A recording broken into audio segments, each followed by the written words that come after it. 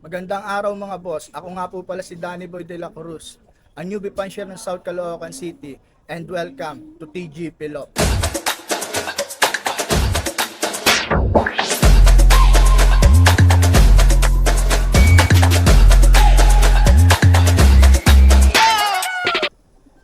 For today's video mga boss, abangan nga po pala ng aming mga ibon sa training ng MMFC para sa preparation ng South Derby Race. So binitawan yung mga ibon ng 7:15 AM. So estimate ko siguro mga 7:54, 7:55, mga nandito na po sila. So bago po yan, tutur ko po muna kayo sa aming simpleng lock sa TGP lock.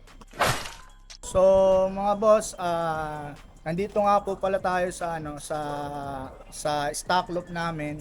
Ito nga po pala yung hen section namin. Ayan, yung mga hen namin. And then ito yung mga cock section namin. Actually, andito yung mga ginamit namin na mga breeder. Yung mga anak niyan is yan yung mga panlaro namin ng South na darating mamaya. Andun yung mga anak niyan. So, andito nga po pala yung magulang nung na-complete clocking sa amin nung nakaraang nakakatapos lang ng North Derby Race ng MMFC. So, papakita ko po sa inyo. So, eto nga po pala yung hen. Ito yung nanay nung finisher sa amin na complete clock sa amin nung nakaraang North Derby Race ng MMFC. Di bali, ang lahi po nito is Black Eduarda. Nantyuhin namin na si Tito Archie Aguilar. So, ang main blood niya is Stichel Bout. May lahi po siya ng Stichel Bout. Actually, 90% ng ibon namin dito is puro ibon galing sa tyuhin namin kay Archie Aguilar. Di bale, ito naman po pala yung cock. Ito yung isa sa mga tatay nung complete clocking namin.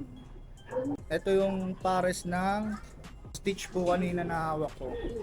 Di bale, ang lahi po nito is Vandenbroek na nakakross po sa Stichel Bout.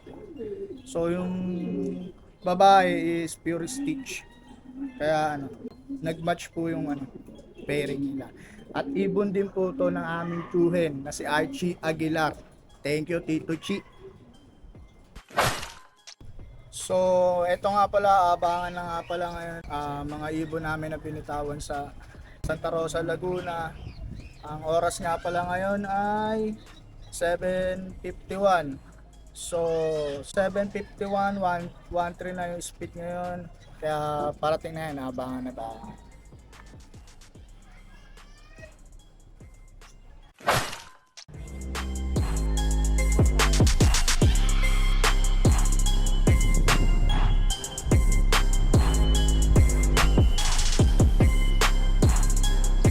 Ang dami kalapate.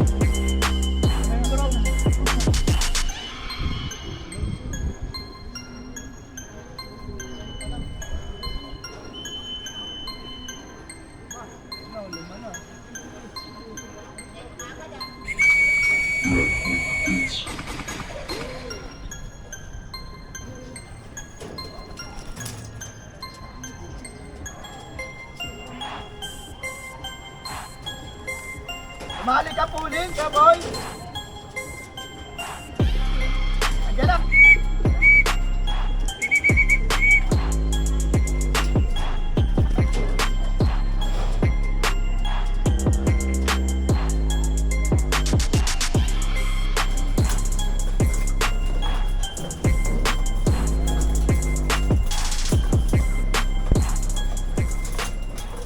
So, andito nga pala tayo sa flyers loop namin.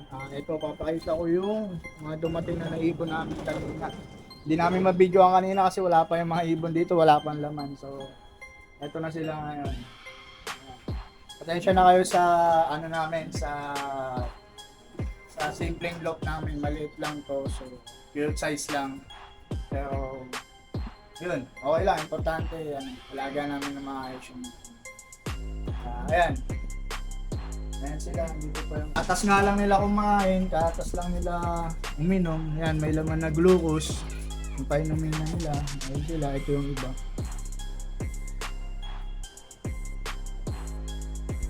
Actually, may summer to, may mga pang summer na ano. Ito yung mga galing ng mga Santa Rosa kanina. Ito pa yung iba sa labas. Halo na yan, may mga pang summer bird kami dito.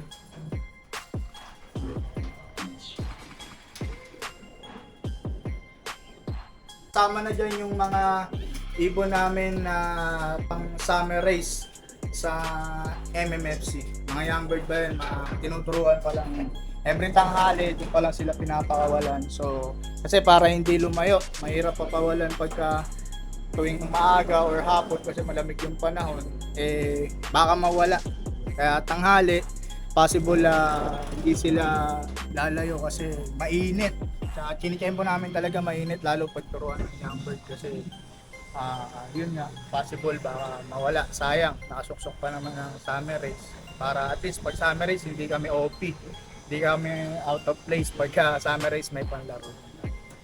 So, yun, mapapansin nyo may benda nga ako sa kamay kasi nadali, nahiwa nang nagre-renovate kami ng kulungan sa baba. So, papakita ko nga sa inyo. So, ito nga pala yung flyers lock namin. Nasa baba yung stock lock.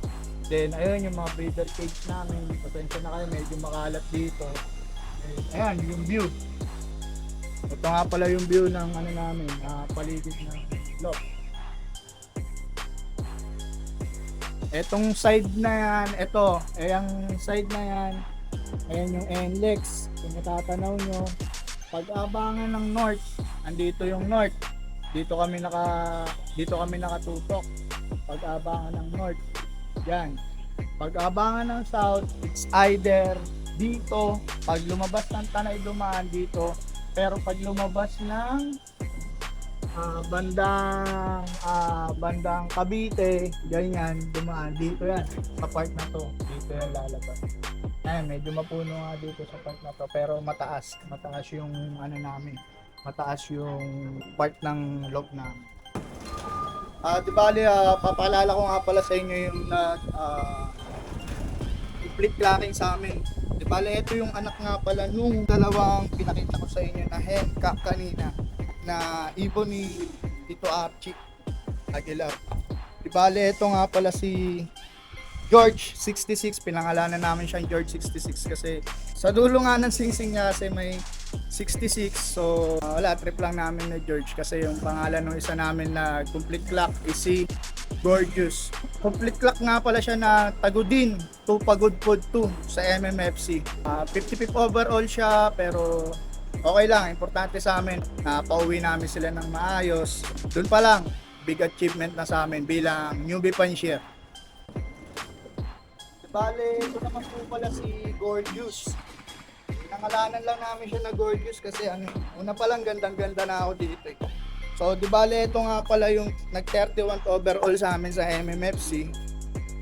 Ayan, kung makikita nyo, may tatak pa yan. Yan.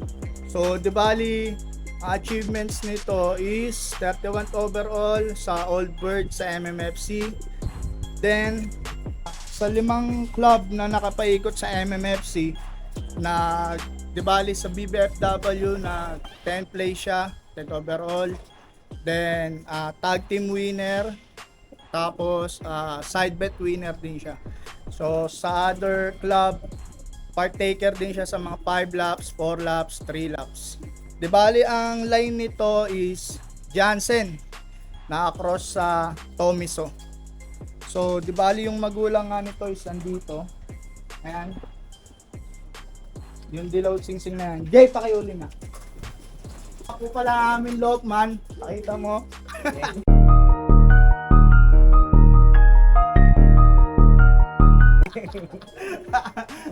Saan tata? Yan yung dilaw singsing.